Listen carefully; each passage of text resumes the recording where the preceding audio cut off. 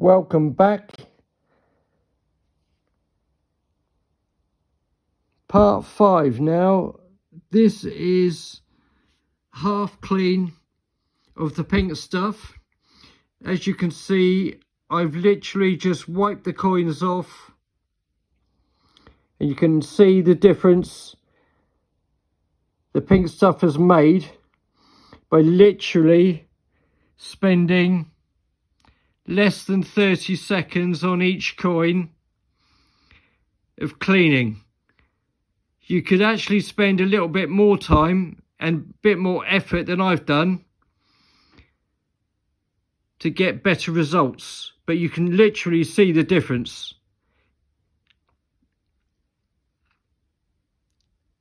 So the pink stuff is definitely good, well worth using. Even the 50p, you can see the dirty and the clean line.